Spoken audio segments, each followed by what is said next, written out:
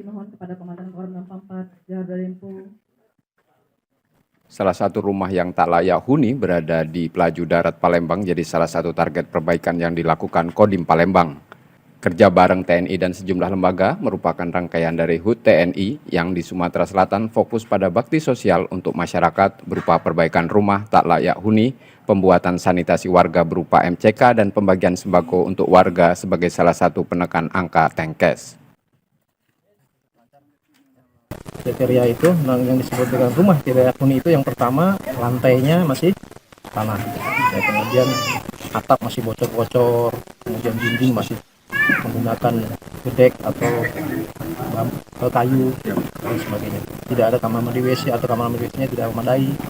Itu kriteria yang disebut dengan RPL. Target bakti sosial tersebut 5 untuk perbaikan rumah tak layak huni, 10 pembuatan sanitasi berupa MCK dan 2023 paket sembako untuk masyarakat tak mampu.